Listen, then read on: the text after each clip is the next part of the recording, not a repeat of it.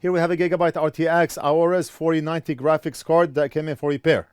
And that's one big card. We already disassembled the card and it looks something like this. And let's read what the customer wrote. Customer paid for expedited service. And we have to do this for him as soon as possible. Brand new card received for Christmas. Plugged in the power adapter and heard a snap. The power connector is now loose and the card won't boot up. I'm 99% positive this is the issue as the fans don't turn on, nor the lights. But it blinks on initial boot. Hoping you guys can save my Christmas and resolder the connector. And this card was mailed over to us on December 25. We do not have those connectors and we were not able to get the connectors anywhere from the US. So we ordered a large batch of those connectors and we now have them in stock. The connectors will be posted on our website. If you are in the same type of business, fixing electronics, you can purchase the connector directly off our site, NorthridgeFix.com. Click on shop and you can purchase all the tools that you want. Hot air station, soldering station, thermal camera, flux, braid wick, tweezers. Most of the tools that we use in the shop here, we also carry and sell on our site. And let's take a look at the connector. Right there. The connector is totally broken off the board. Look at this. I just held it with my thumb when I showed you the card because the connector is totally broken off. Now, when we initially got the card, I tried to save the connector so we do not have to wait for the parts to arrive from China, but it was not possible because the pins are broken inside the holes. So even if we remove the pins from the holes, the pins on the connector are not long enough to reach the other end so we can solder from the back. Let me show you what's going on from the back. We see this. So we have to desolder every single pin so we can fit in a new connector. And this connector is how many pins? 16, 2, 4, 6, 8, 10, 12, 14, 16. 16 pins. Now, what is the easiest way to remove the broken pins from the holes? The board is thick and every single pin is broken inside the hole. Hot air is one way of doing it, but I think I'm going to go the low melt solder route. What low melt solder does, we first apply flux and then we apply low melt solder on every single pin. Low melt solder melts at a very low temperature, and unleaded solder, the one on the board now, melts at a very high temperature. And the fact that the graphics card is very thick, when we apply hot air, the board is going to absorb all the heat. And once the board itself reaches the melting temperature of unleaded solder, that's when solder will liquefy on the board. So it will take an extreme amount of heat to be able to liquefy solder on this board. So let's say low melt solder liquefies at 50 degrees Celsius and unleaded at 270 degrees Celsius. When both of them are mixed, take the average, and now that's our melting point. Low melt solder also stays liquefied for 7-10 seconds. Very useful when dealing with big components. For this job, I'm going to use a big tip because the bigger the tip, the more heat transfer. And on this card, on this monster of a card, we need a lot of heat transfer to liquefy solder. We're going to apply Amtech Flux. I'm using Amtech 559 and we are a distributor for the Flux. We are one of the very few distributors of the Flux. You cannot buy genuine Amtech Flux off Amazon. You cannot buy it off eBay. You cannot buy it off AliExpress. You cannot buy it off Alibaba. You can buy it from NorthridgeFix. All right, so I need a big tip. I grabbed a small tip. And that's a nice big tip.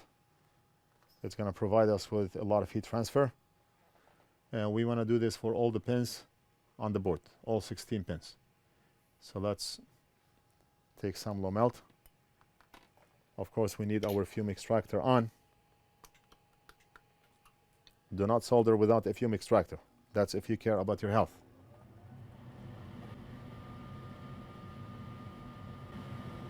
Now, after applying low melt solder, we can use the help of the hot air station to remove the pins.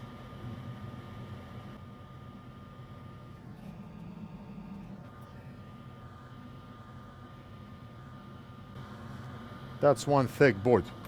I do not know how many layers this board is, but I can tell you that's one thick board. It's a monster of a video card. See what happens when we do not have enough flux?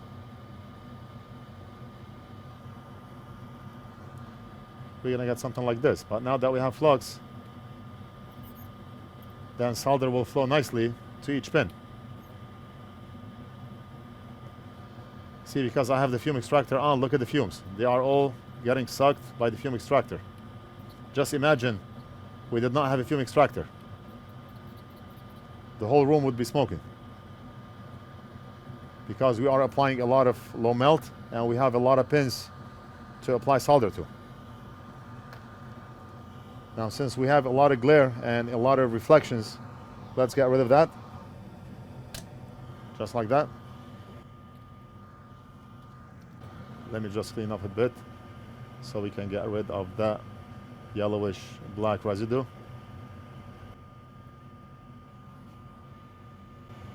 A lot of flux. We need flux so solder can flow inside the holes.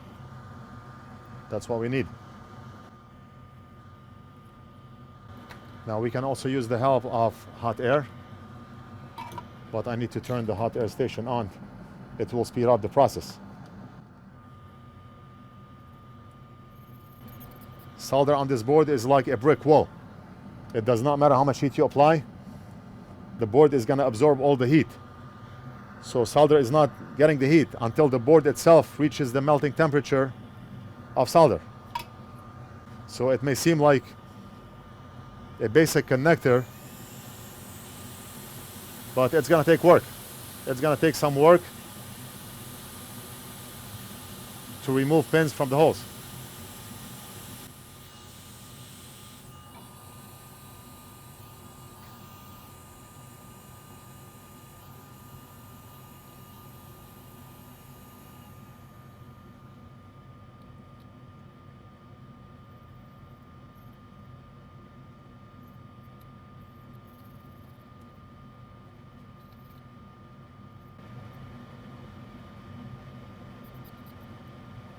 It would have been a lot easier if those pins were not broken inside the holes, because we have a whole connector to grab and deal with. But the fact that we are taking small broken pieces of pins inside the holes, it makes the job a lot harder. And now let's see if we can grab the pins one by one. We're gonna apply hot air. And are we going to be able to grab the pins one by one? Maybe we can turn a little bit of our ring light on. We do not really care about the glare right now. We can see everything.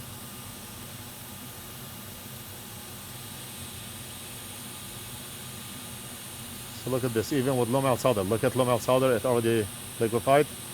But even with low melt solder, looks like we still have some unleaded solder in the hole or on back of the board. We may have to do this from the back also, because the pin is not even moving. Look at this. Solder is already liquid, but we mix solder from this side of the board and not from the other side of the board, so we may have to do it from the back also. I'm currently applying 500 degrees Celsius and the pin is not moving. We have to wait until the board reaches the melting temperature of unleaded, which still exists inside the hole, before we are able to remove the spin. The reason I use low melt solder is so we can speed up the process. So because the board is too thick, we're gonna have to flip the board and we're gonna have to apply low melt solder right over here. We are dealing with a monster, and not your average Halloween monster. This one is the monster of all monsters.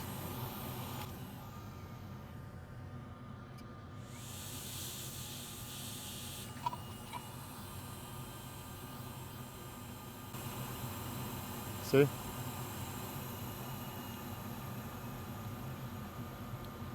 Look at this. The pins are just going down. They are all loose right now after I applied low melt on the side of the board.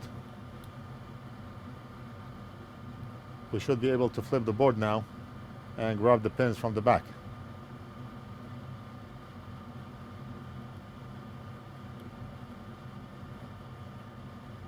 Let's see. Are we going to be able to do it? We're going to apply hot air, and we should be able to grab those pins right out. Look at this, you see? The whole pin is moving.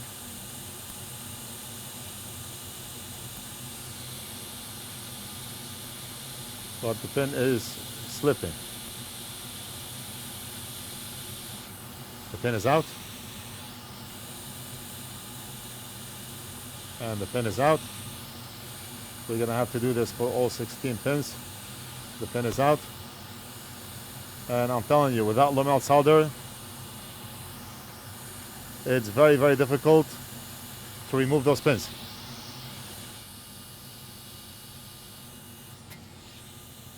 This one is out. And this one looks like it's going to give us a hard time, but let's push it. No problem. And we can push this one. This one is out. And this one is out.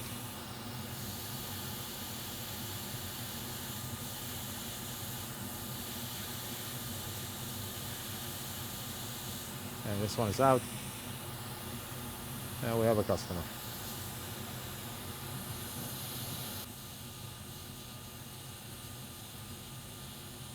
This one is out. And the others we're going to have to remove from the back of the board. I'll be back, just a sec. Hey, what's up, man? How are you? Yeah. I'm from a recycle company. Right. Okay, let's flip the board and deal with the pins from front of the board. And just a little bit of hot air. And I did not apply low melt on this specific pin, and not on this one either. I only applied on the 16 pins that we see here.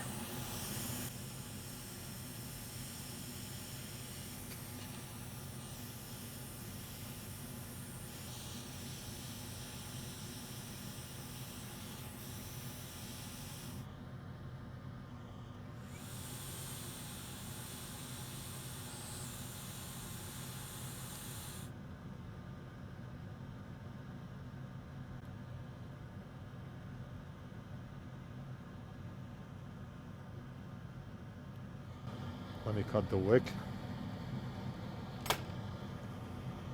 And people up to this day, they ask, can we reuse the wick?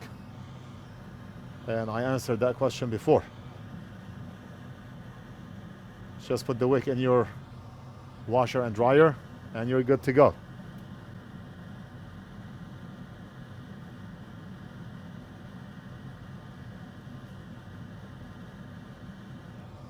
Just kidding. You cannot do that. Once you use the wick, that's it. You cannot reuse it. I mean, how are you gonna remove the solder that the wick sucked? It's already in the braids. How are you gonna remove that solder? With your teeth?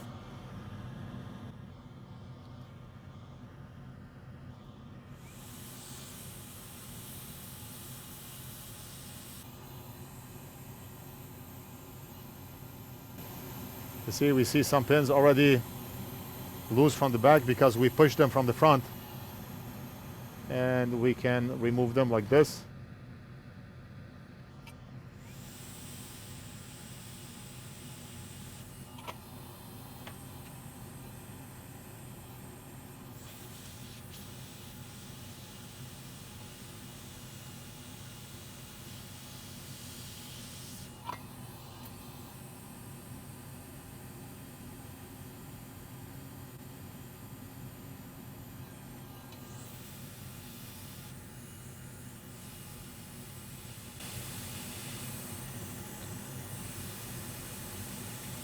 Okay, and we are good for the most part. We only need to apply low melt here and low melt here so we can remove those pins, and maybe we can clean this top left pin further. It only has low melt solder in it, so basically it's done because low melt is brittle. And we did it. All we have to do now is apply low melt solder here, and we should be able to easily remove those pins because I can see them. I can grab them.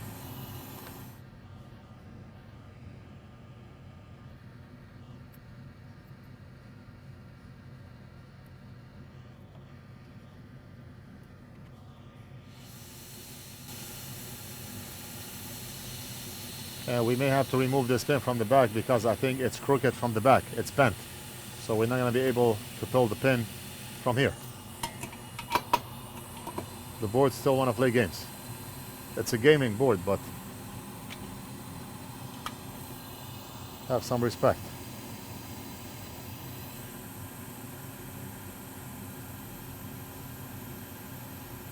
Okay, we're good here. And we are good here. Let's flip the board. And show the board how to play games. That's one. See how that pin is bent.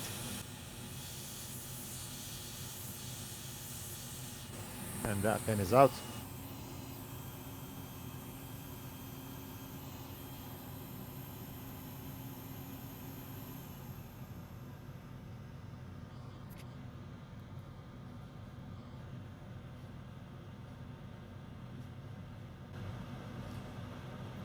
See, I use the whole, maybe a 2-inch thick braid to remove solder from the holes. That's how thick the board is.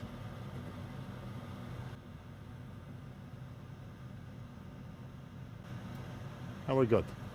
We are done. Let's clean up and make everything look nice and pretty.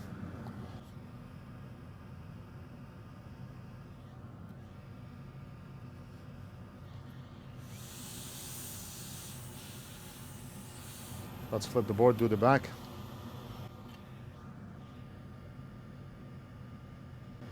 Since the customer got this graphics card on Christmas, then maybe we'll just send it back to him on Christmas, next Christmas.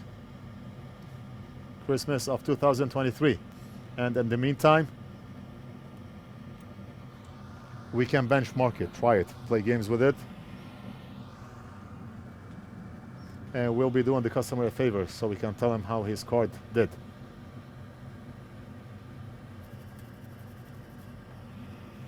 The holes are back like new. Okay, so now the fun part.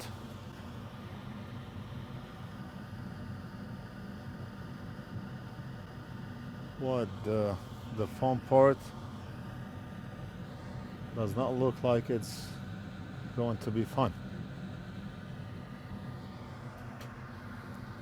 Okay, I noticed something. Look at the legs here, they are horizontal, but the legs here are vertical. I mean, honestly, I looked everywhere to be able to get those connectors, and I only found one vendor that carried those connectors, and the connector, the anchor points are not the same. The orientation is different. We have the same pin count. We're gonna have to bend this, we're gonna bend this, and then we're gonna solder the pins like we do with surface mounts.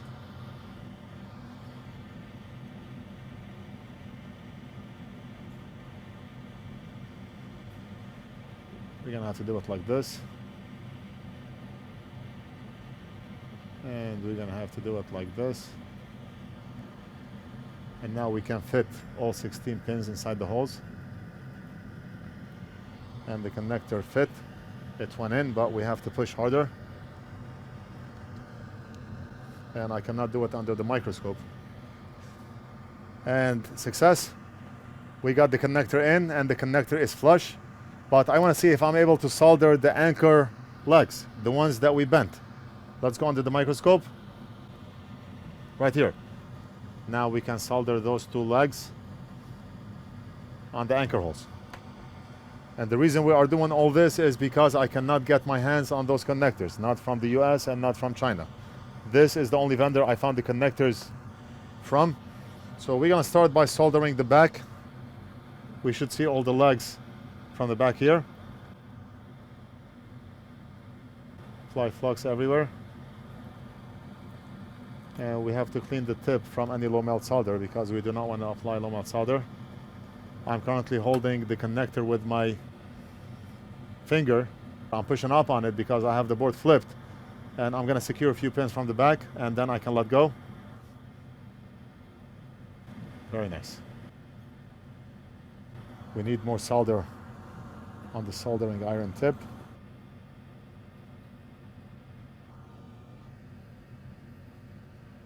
Okay, I can let go of the connector, and now we can precisely solder every pin.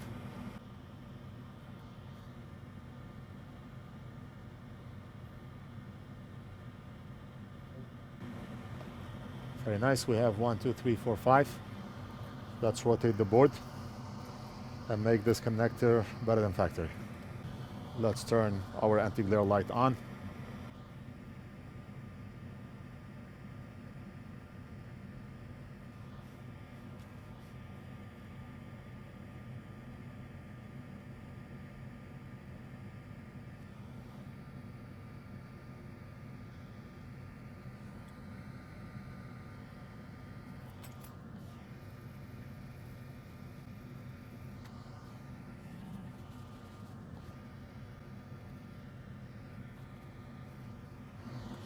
Let's flip the board, and now we're gonna touch up on the 2 anchor points.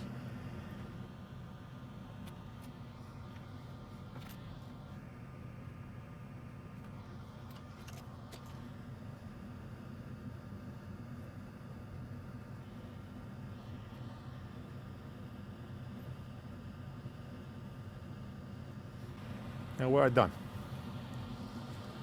2 nice solder joints, left and right.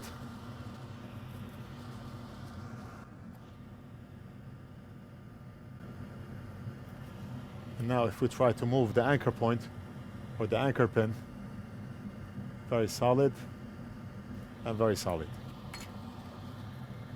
So the connector is being held by 18 pins. It's gonna take a bulldozer to rip that connector off the board. And if you do not believe me, you can call Rufus from the bulldozer company. Just call him and tell him I sent you, and you'll see.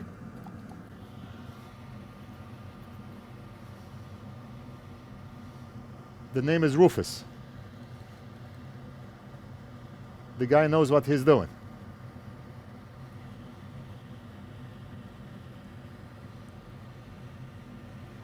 All right, done. We are done. One thing we did was convert the connector from being vertical like this to being horizontal. We're gonna have to let the customer know. We do not have any other option, but the connector you have to plug the power supply like this and not from the top. Maybe we can get a 90-degree adapter to convert it, but that's the only thing I can do right now because we do not have access to the connectors. All right, so we partially reassembled the video card and it looks something like this. We did not put all the screws yet. I just want to show you what's going on and where we stand. Right now we did solder the connector and you can see it right over here. As you can see, the connector is from the inside now. So we have to put a cable in and push it down in order to make a connection with the connector. But right now we do not have an option. I was not able to find exactly the same connector for us to use. 2 options. The customer may be able to find a 90-degree adapter to connect on the connector, a 90-degree adapter, and the pins will be sticking outside so we can plug the cable. Or we're gonna have to find exactly the same connector and we're gonna have to go through the process all over again, just like we did today, but it's gonna be easier because right now we are using leaded solder and not unleaded. So removing this connector is not going to be as hard as what we did today because of the leaded solder that we applied. And that would be option 2. I'm going to communicate with the customer. I'll let him know what's going on. So I just wanted to show you what goes on behind the scenes when replacing a connector, especially on a video card like this with a lot of thermal mass, a lot of layers, a thick board. It's not an easy job. We did what we could. We got the connector that we could. If you know where we can get this connector from, you see the customer's connector should stick out like this, and the pins are actually 90 degrees. So the pins are going like this and back down, so we can solder them from the bottom here. The connector, I do not know if you can see it, but the connector has 90-degree pins. But the connector that we have here, the pins were straight down. They were not angled at a 90-degree. That's it. We can end the video right here. Any information, leave it down in the comments. Don't forget to like and subscribe, and we'll do something else in the next video.